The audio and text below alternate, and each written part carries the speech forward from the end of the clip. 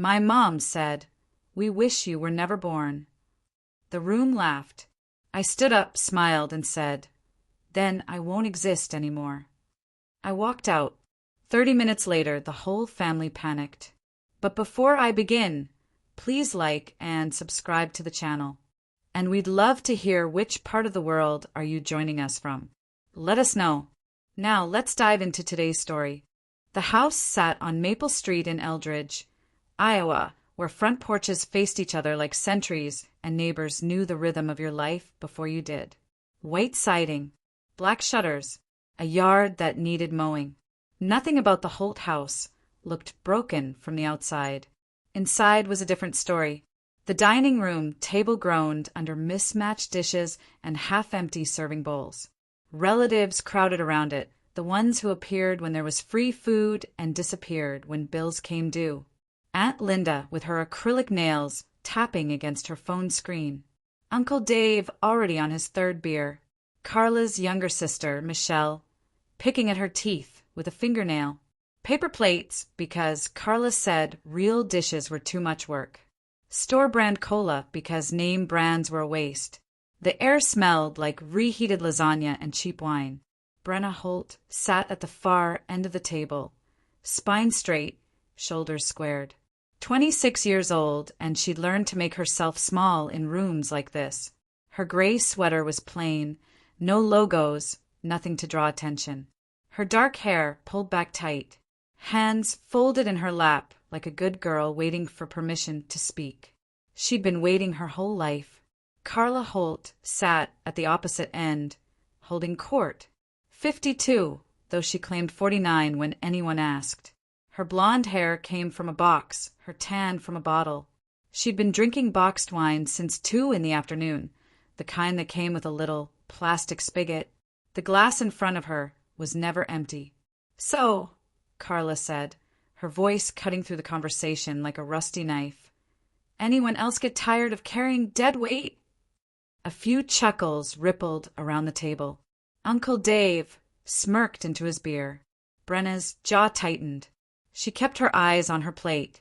Half-eaten lasagna, garlic bread she hadn't touched. "I mean it," Carla continued, waving her fork like a conductor's baton.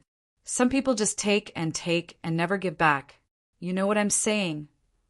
"Amen to that," Aunt Linda said without looking up from her phone. Brenna's pulse stayed steady. This wasn't new. This was routine.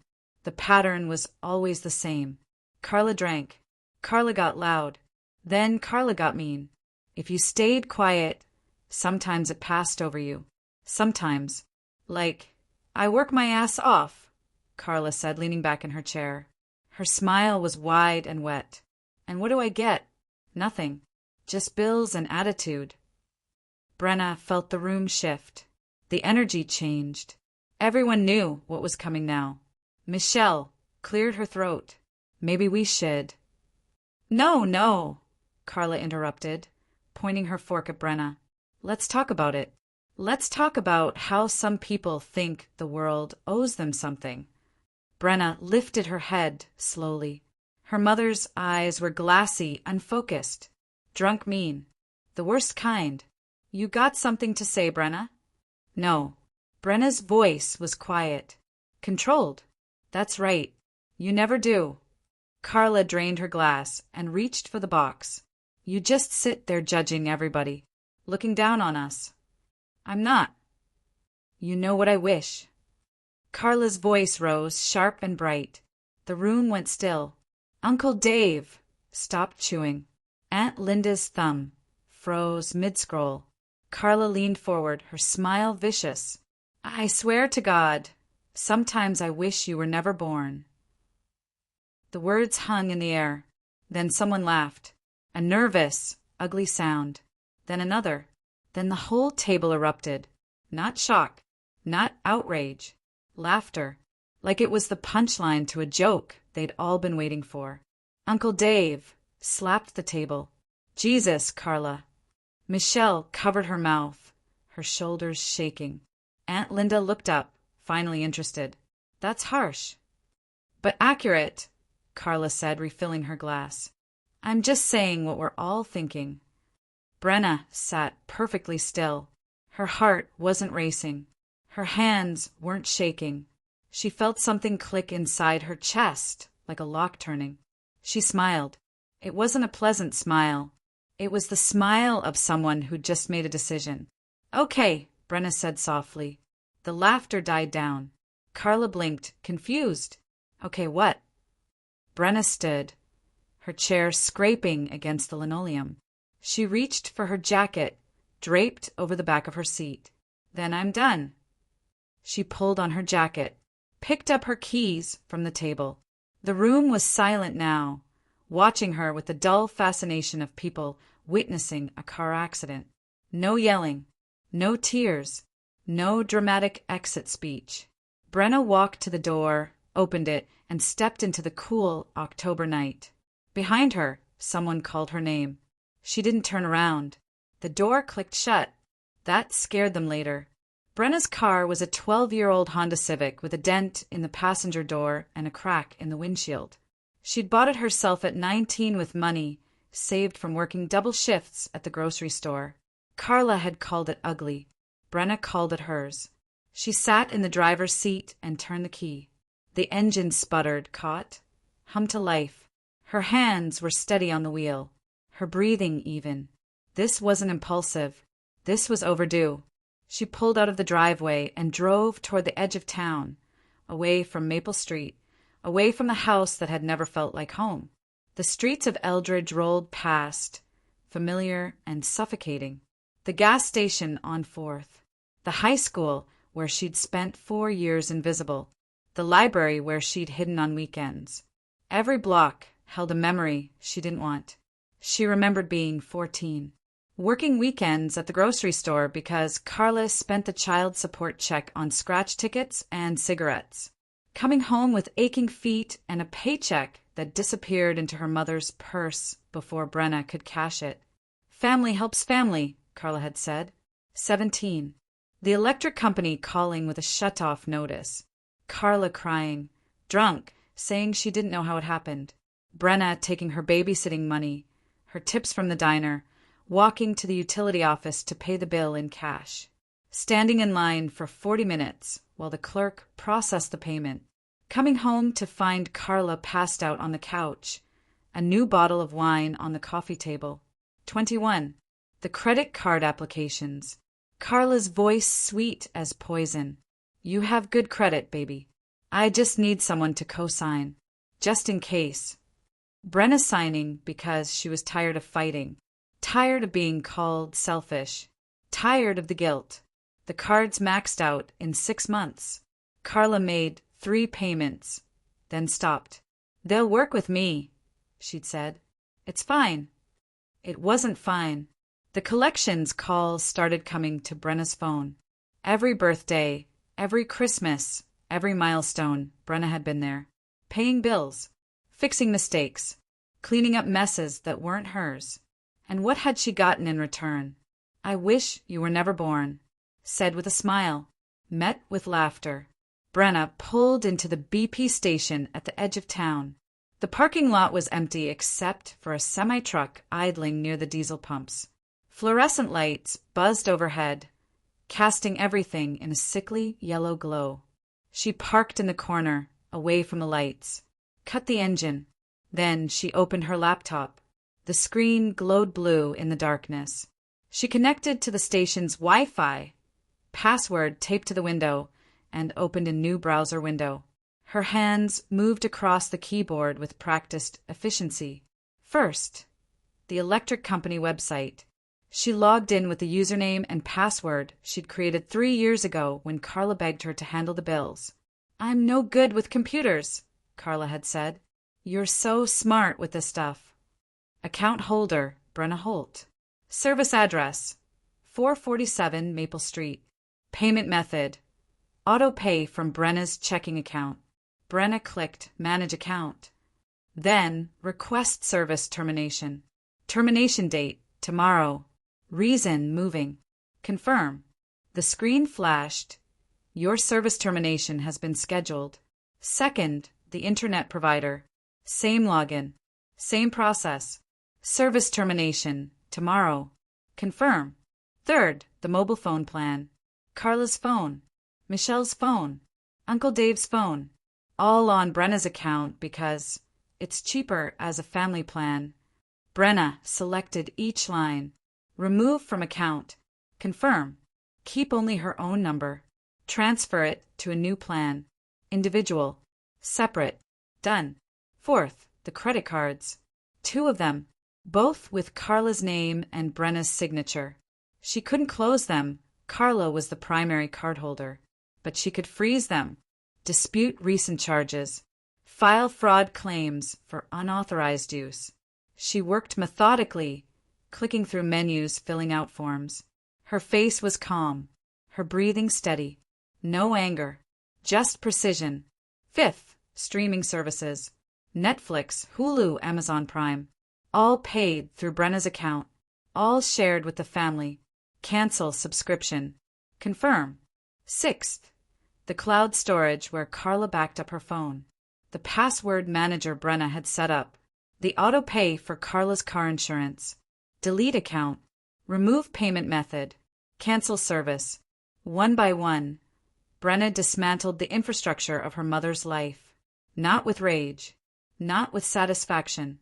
Just with the cold, methodical efficiency of someone who'd finally had enough. She left nothing illegal. Didn't steal money. Didn't destroy property. She simply removed herself from the equation. After all, Carla had wished she was never born. Brenna was just granting that wish. When she finished, she closed the laptop, sat in silence. The truck at the diesel pump pulled away, engine rumbling. The night settled around her, quiet and vast. Her phone buzzed. "Carla, where did you go?" Brenna stared at the message. Typed nothing. Locked her phone. She started the car and drove. Back at the house, Carla poured another glass of wine and laughed too loud at something Uncle Dave said. The dinner crowd was thinning. Michelle gathered paper plates. Aunt Linda had already left.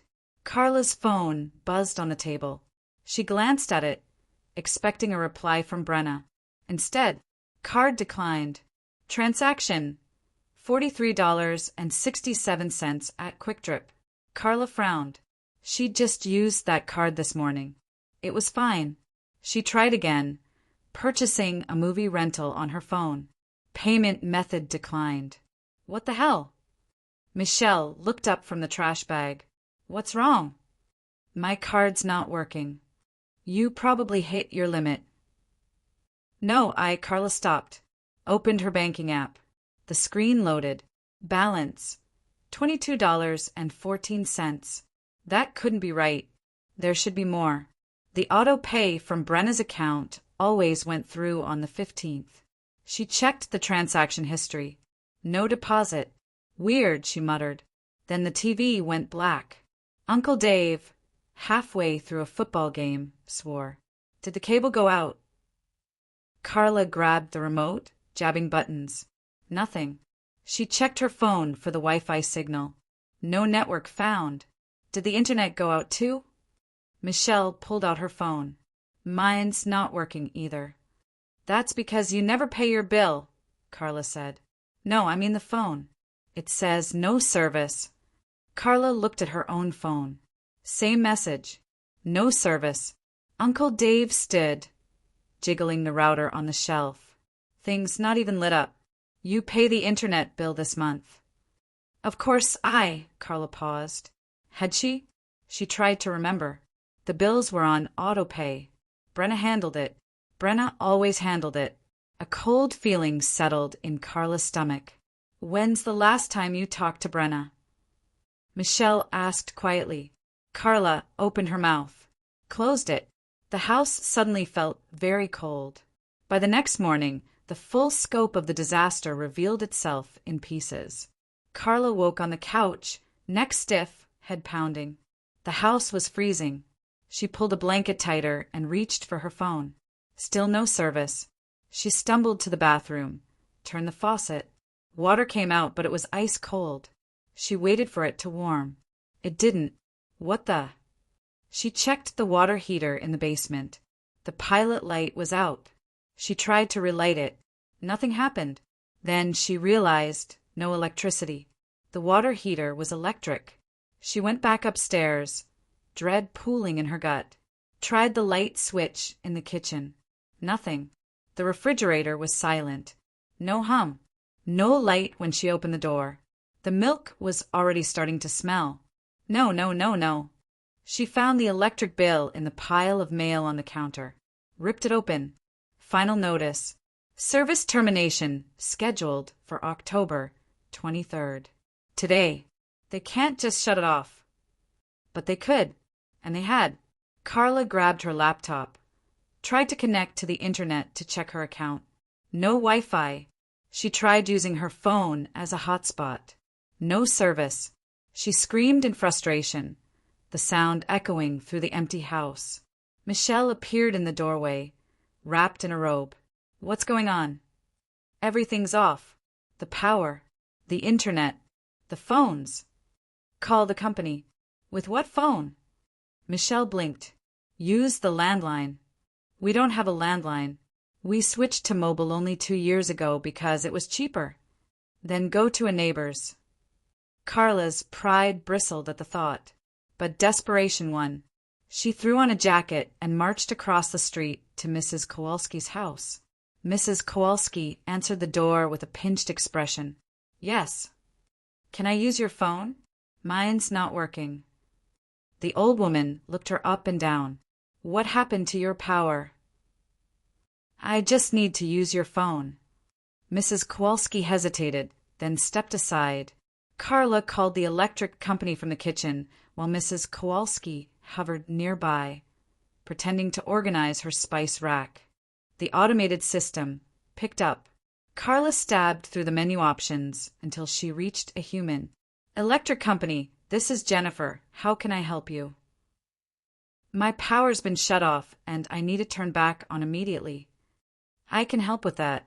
Can I get your account number? Carla rattled it off from memory, typing sounds, then a pause. Okay, I'm showing that service termination was requested by the account holder on October 22nd. No, I didn't request anything. It shows here that Brenna Holt requested termination due to relocation. Carla's blood turned to ice. Brenna's not the account holder. Actually, ma'am, she is. The account has been in her name since 2022. She's just the one who pays it. It's my house. The account is tied to the name and social security number on file. If you'd like to restore service, you'll need to open a new account in your name. Fine, do it. I can start that process for you. However, there will be a connection fee of $175, plus a deposit of $300 for customers without established payment history. What? I've been paying you people for 3 years. Under a different account holder. For a new account, we require a deposit. Carla's hands shook. I don't have $475. There are payment plan options. Carla slammed the phone down. Mrs. Kowalski flinched. Thank you, Carla muttered, and fled back across the street. In the house, Michelle was making coffee on a camping stove she'd found in the garage. Well, they want almost $500 to turn it back on. Do you have it? No. Carla's voice cracked. My cards are maxed, my account's empty, and I can't even check my bank because I don't have internet. Michelle poured coffee into a chipped mug. Why is the electric bill in Brenna's name anyway? Carla didn't answer. Because the answer was obvious. Because Carla's credit was shot. Because no utility company would open an account for her without a massive deposit. Because Brenna had good credit, a steady income, and had agreed to help out. Because Brenna had been fixing Carla's messes for a decade. Where is Brenna? Michelle asked. Carla pulled out her phone. Still no service. She tried to remember the last thing Brenna had said before she left. Then I'm done. Simple. Quiet. Final. Carla had been too drunk to take it seriously. But now, standing in a powerless house with no hot water and no way to call anyone. Those words echoed differently. "I need to get to her work," Carla said. "You think that's a good idea?" "I don't have a choice." Brenna checked into a small extended stay hotel outside Davenport. Nothing fancy. $49 a night, weekly rates available. The room smelled like lemon cleaner and had a kitchenette with a 2-burner stove. It was quiet. That was all she needed. She unpacked her suitcase, clothes, toiletries, laptop. Everything she owned that mattered fit in one bag. The rest could stay at Maple Street. She didn't want it. She sat on the bed and opened her laptop. First, new checking account. She'd researched banks the day before, found one with no monthly fees and a decent app. She filled out the application online, uploaded her ID, waited for approval. Approved in 6 minutes. Second, transfer her savings. Every dollar she'd squirreled away over the years, kept separate from the joint account Carla constantly drained. $3,000 for $100. Not a fortune, but it was hers. She initiated the transfer. Funds would arrive in 2 business days. Third, change passwords. Email, banking, social media. Everything connected to her old life. She created new passwords, long and complex. Saved them in a password manager. Fourth, update her address. Driver's license would have to wait until she found a permanent place. But she updated her mailing address with the post office, her employer, her bank. Piece by piece, she built a new life. Separate, clean, hers. Her phone buzzed. Unknown number. She let it ring. It buzzed again. Voicemail. She listened to it on speaker. "Brenna, it's Michelle. I'm calling from a neighbor's phone because ours aren't working. I don't know what's going on, but can you call us back?" Carla's freaking out. The power's off and she can't get it turned back on. "Just call us, please." Brenna deleted the voicemail. Her phone buzzed again. Another unknown number. She turned it off. She opened her laptop and started drafting a message. Thought carefully about the words. Finally, she wrote, "I'm not supporting abuse anymore. I won't be coming back, and I won't be paying bills that aren't mine. If you try to contact me at work or show up at my home, I'll involve the police.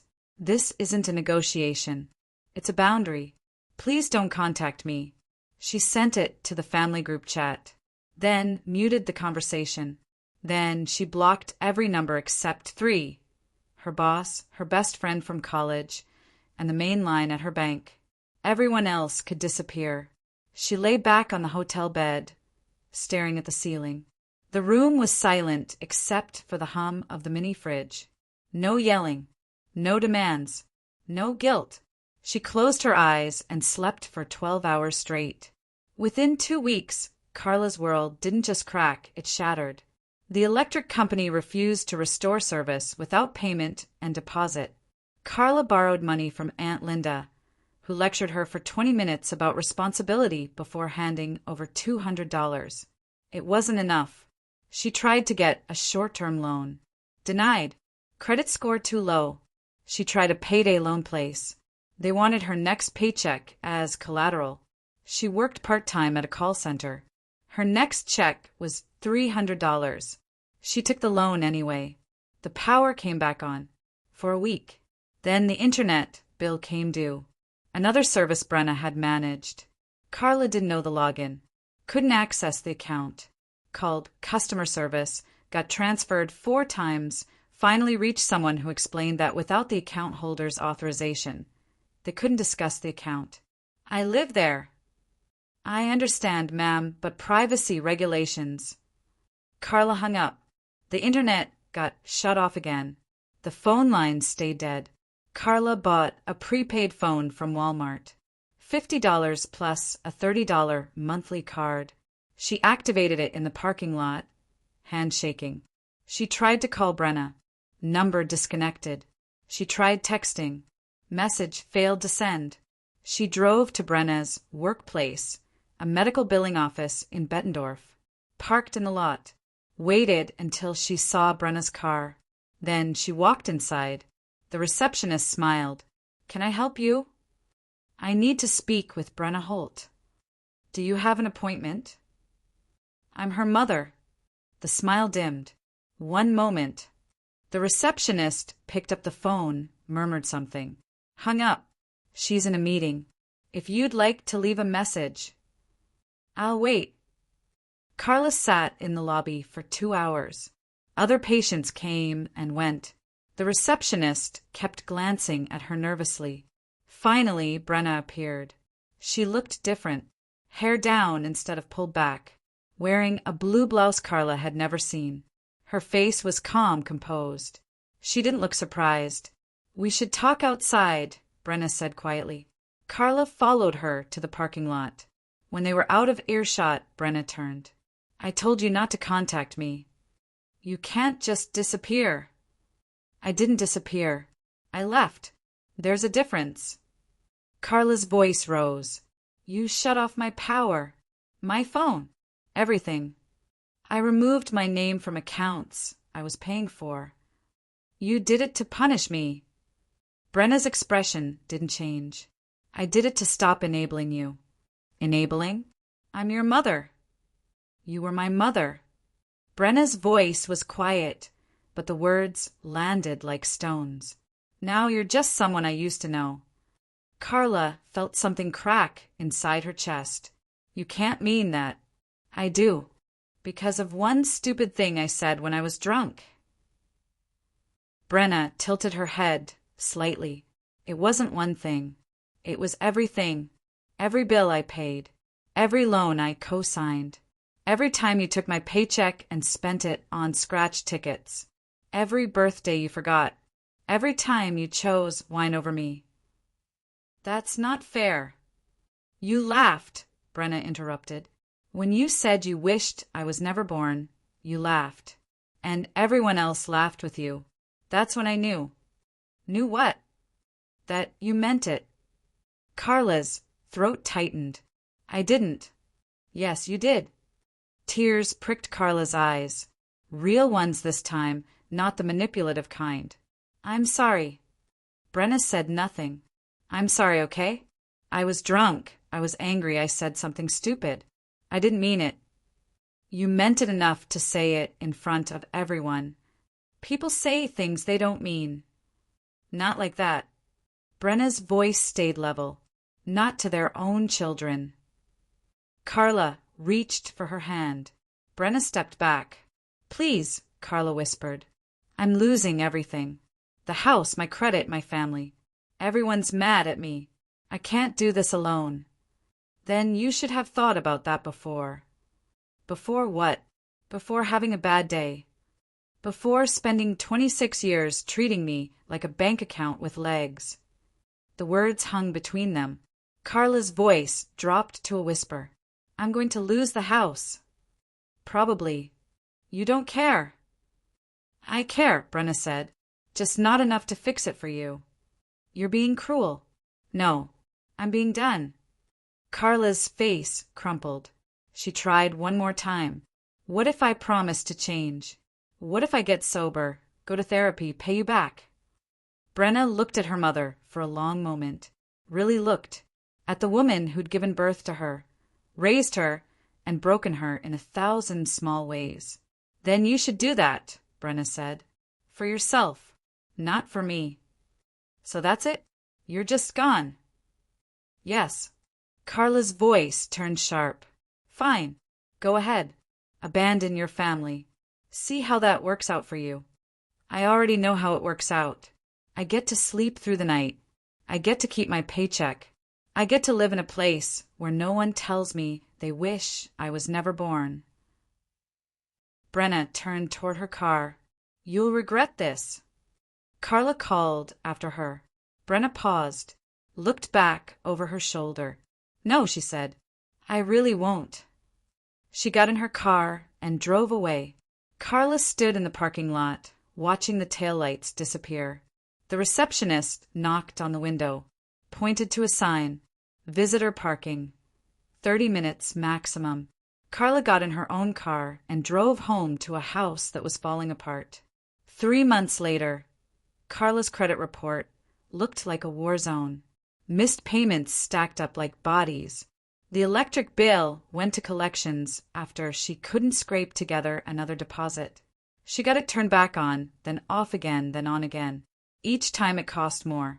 The credit cards, the ones she'd maxed out years ago, the ones Brenna had co-signed, finally hit their breaking point. The companies froze them, then closed them, then sent them to collections. Carla's credit score dropped 200 points in 3 months. She tried to refinance the house. Denied. Tried to get a debt consolidation loan. Denied. Tried to open a new credit card. Denied. The house itself was next. The mortgage had always been tight, even when Brenna was helping with utilities. Now, without that extra cushion, Carla couldn't keep up. She missed a payment, then another. The bank sent a letter. Polite at first, then firm, then threatening. Notice of default. Foreclosure proceedings may begin. Carla called every relative she knew. Aunt Linda said no. You should have been nicer to Brenna. Uncle Dave said no. I got my own problems. Michelle said no. I told you this would happen. Carla's sister, who she hadn't spoken to in 5 years, laughed when Carla asked, You told your daughter you wished she was never born, in front of everybody, and now you want sympathy? Get bent. The family turned on her, not out of loyalty to Brenna, most of them barely knew her, but because Carla had become a cautionary tale, the kind of story people told at Thanksgiving to make themselves feel better about their own choices. Did you hear about Carla? Lost her house because she was mean to her kid. Well, what did she expect? Carla sold what she could. The TV, the laptop, her jewelry. It bought her another month. Then the heating broke. It was January. Iowa winters didn't mess around. Temperatures dropped below zero. The furnace sputtered and died. The repair estimate, $800. Carla didn't have $80. She dragged space heaters from room to room, running up the electric bill she couldn't afford. She slept on the couch in the living room because it was the only room warm enough. Her bedroom sat empty, cold as a tomb. Every bill that arrived in the mail was a reminder of the daughter who used to pay them, the daughter who used to fix things, the daughter who used to care, the daughter she'd destroyed. Brenna's life, meanwhile, bloomed quietly. She found a small apartment on the north side of Davenport. 1 bedroom, clean, with a window in the kitchen that caught the morning sun. The landlord ran her credit, smiled, and said, You're approved. No co-signers needed. No drama. Just her. She bought a small kitchen table from a thrift store, a coffee maker, plants for the windowsill. Slowly, methodically, she built a space that felt like hers. Work went well. Her boss, who'd watched the incident in the parking lot with Carla, pulled her aside one day. If you need time off, just say the word. I'm fine, Brenna said, but thank you. You handling things okay? Brenna thought about it. Was she? She slept through the night now, woke up without dread. Her paycheck went into her account and stayed there. Her phone didn't ring with emergencies she had to solve. Yeah, she said, I'm handling it. She started seeing a therapist, not because she was falling apart, but because she wanted to understand why it had taken her so long to leave, why she'd stayed, why she'd kept giving. The therapist asked good questions. What did you get out of helping her? Brenna didn't know how to answer at first. I thought if I helped enough, she'd change, or at least she'd appreciate it. And did she? No. Did you know that when you started? Brenna stared at the ceiling. I think I did, but I hoped I was wrong. Hope is good, but it's not a strategy. Brenna laughed, bitter and sharp. No kidding. She went to therapy every week, talked about boundaries, talked about guilt, talked about the difference between being cruel and being firm. You didn't punish her, the therapist said one day. You just stopped protecting her from consequences. Brenna let that sit. Stopped protecting her. It felt true. Do you feel guilty? The therapist asked. Sometimes. What does the guilt tell you? That I should go back. That I should help. That I'm being selfish. And what do you tell the guilt? Brenna thought about it. Thought about Carla's face in the parking lot. The tears. The desperation. I tell it that I'm not responsible for someone else's choices, even if that someone is my mother. The therapist nodded. That's good. Keep telling it that. Brenna did. For months after Brenna left, Carla lost the house. The foreclosure notice arrived on a Tuesday. Carla read it 3 times, hoping the words would change. They didn't. She had 60 days to vacate. She called Michelle, crying. I don't have anywhere to go. You can stay with me for a few weeks. But that's it. I've got my own stuff to deal with. A few weeks? Where am I supposed to go after that? I don't know, Carla. Figure it out. Carla packed what she could fit in her car. Clothes, photos, a few dishes. The rest, the furniture, the knickknacks, the years of accumulated junk, stayed behind. The bank would auction it all off to recoup their losses. Carla moved into Michelle's basement, a musty room with a fold-out couch and a single window near the ceiling. It smelled like mildew and regret. Michelle made the rules clear. You pay $200 a month. You clean up after yourself.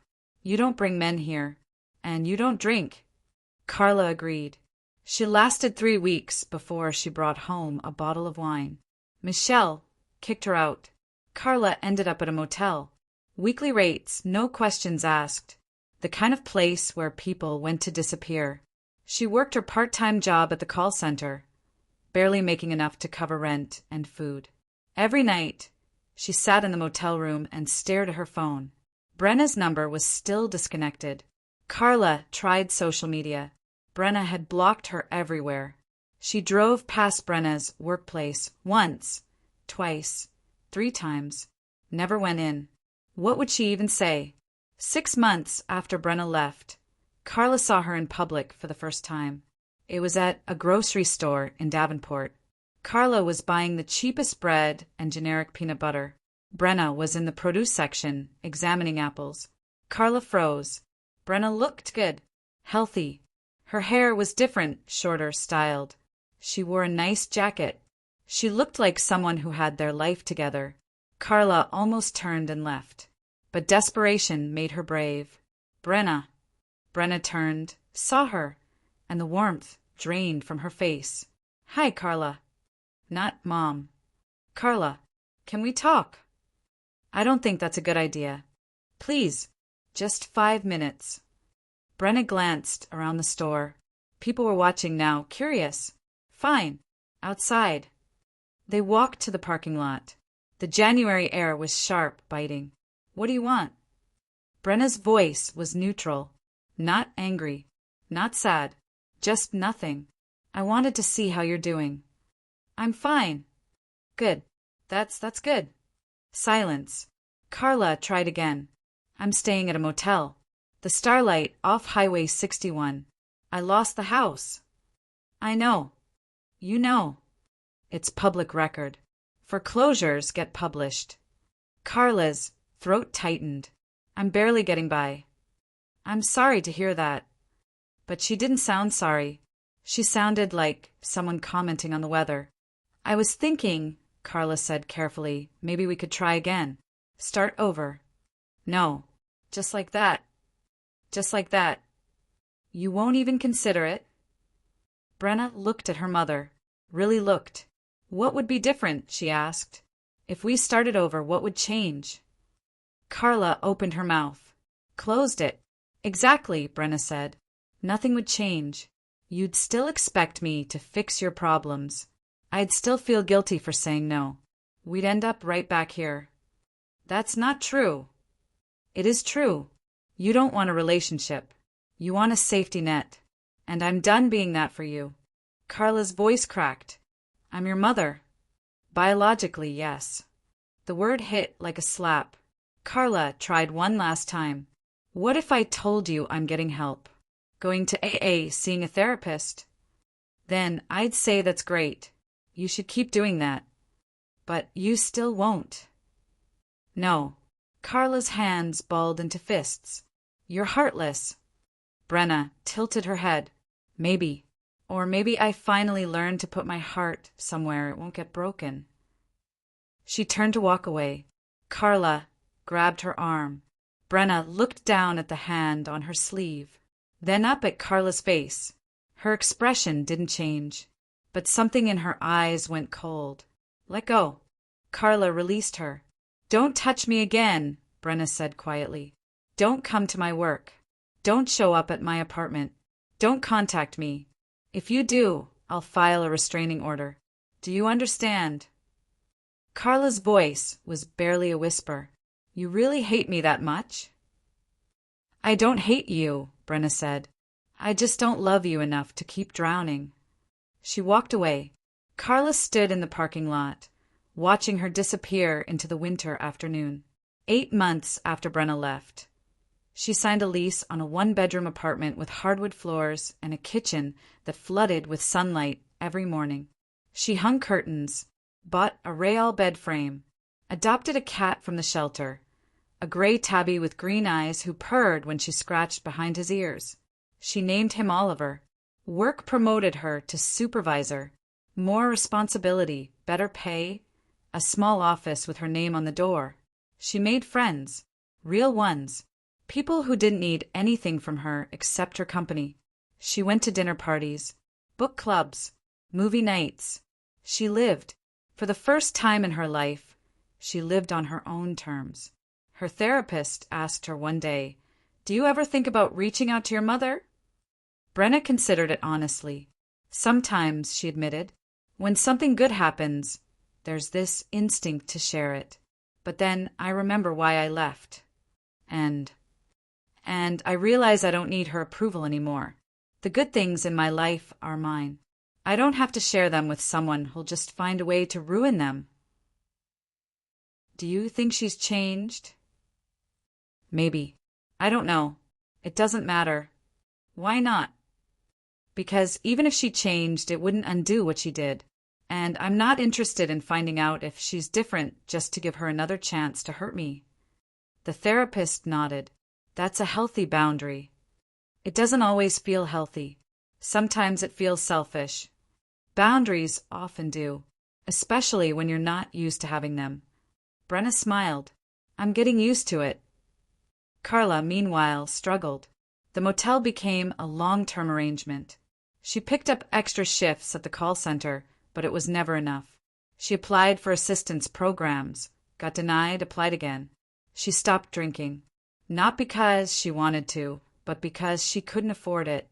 She went to AA meetings in church basements, sat in folding chairs, and listened to other people's stories. Some of them sounded like hers, some worse. One woman, about Carla's age, shared about losing her kids to foster care.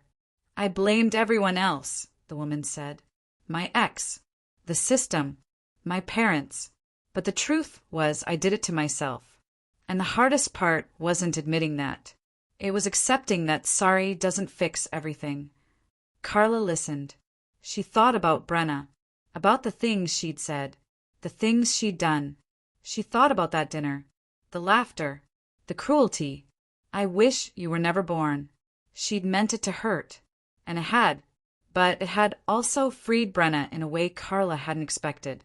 Sometimes, late at night in the motel room, Carla scrolled through old photos on her phone. Pictures of Brenna as a kid.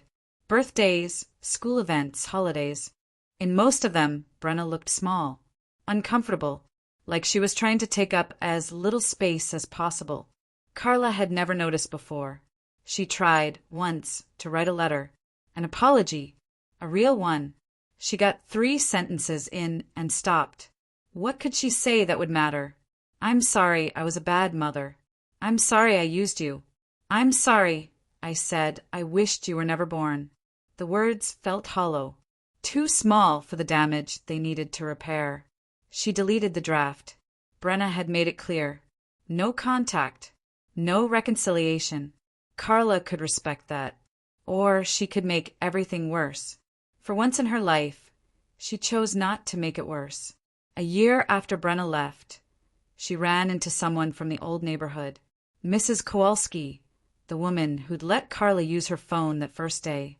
They were both at the pharmacy. Mrs. Kowalski recognized her immediately. "Brenna, oh my goodness, how are you?" "I'm good. How are you?" "Can't complain." "Well, I can, but who'd listen?" She laughed. Then her expression softened. "I heard about what happened. With your mother." Brenna tensed. "Oh, don't worry. I'm not here to lecture you.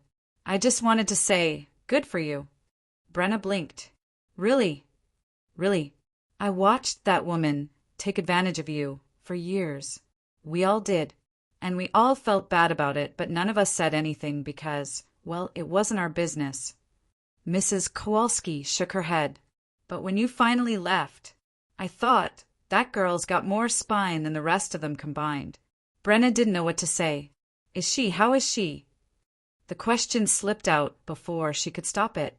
Mrs. Kowalski's face fell. "Not great, honey.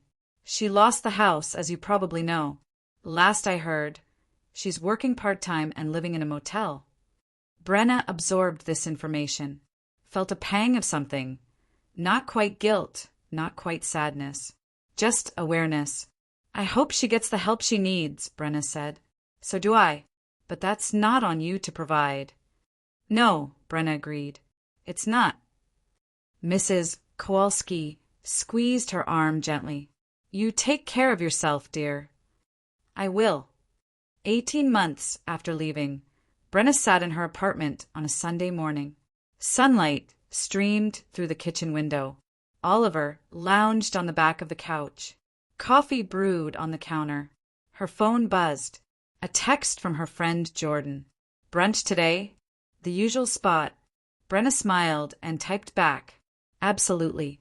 11? Perfect. She finished her coffee, fed the cat, got ready without rushing.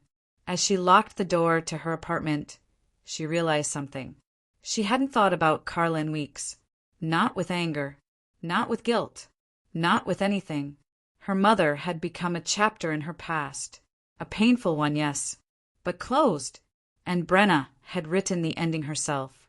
2 years after Brenna left, Carla finally clawed her way into something resembling stability. A small efficiency apartment. A full-time job at a different call center with slightly better pay. She stopped bouncing checks. Stopped borrowing money. She went to therapy. Not because she thought it would bring Brenna back. She knew it wouldn't, but because she was tired of drowning. Her therapist asked the same questions Brenna's had asked her. "What did you get out of treating your daughter that way?" Carla thought about it. Really thought. "Control," she said finally. "If she needed me, she'd stay. If she stayed, I wasn't alone. And now I'm alone anyway. But at least I don't have anyone to blame but myself." The therapist leaned forward. "Do you think you'd do things differently if you had another chance?" Carla laughed, bitter and raw. "It doesn't matter what I do. I don't get another chance." "That's not what I asked." Carla met her eyes. "Yeah, I'd do things differently, but that doesn't fix anything, and it doesn't bring her back." "No," the therapist agreed. "It doesn't." 3 years after leaving, Brenna got engaged. His name was Daniel. He worked in IT, liked hiking, and had a rescue dog named Cooper. He was kind, patient. He'd met her family exactly once, at a cousin's wedding, and afterward said, "You don't owe them anything, you know." She'd kissed him for that. The wedding was small. Friends, a few distant relatives who'd stayed neutral. No one from Maple Street got an invitation. Brenna wore a simple white dress, said her vows without crying, danced at the reception until her feet hurt. Someone asked halfway through the night, "Is your mom here?" "No," Brenna said. "I'm sorry." "Is she?" "She's alive. We just don't talk." The person looked uncomfortable. Brenna smiled. "It's okay," she said. "Really." And it was. Carla never stopped thinking about Brenna, but she learned to live with it. The guilt didn't disappear. It just became part of her. like a scar that ached when it rained. She followed the rule. No contact. No attempts to reconcile. Sometimes she wondered if Brenna ever thought about her. Probably not. And that was okay.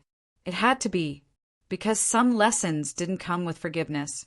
They came with consequences, and Carla was living hers. 5 years after leaving, Brenna sat in her backyard, a real yard with grass and a fence, and watched her daughter play. 3 years old, dark hair like Brenna's, stubborn like her too. Daniel called from the kitchen. "Lunch is ready." "Coming." Brenna scooped up her daughter, who squealed and laughed. As she walked inside, she thought about the family she'd built, the life she'd chosen, a life where no one wished she'd never been born, a life where she got to be enough, exactly as she was, and that was worth everything she'd left behind.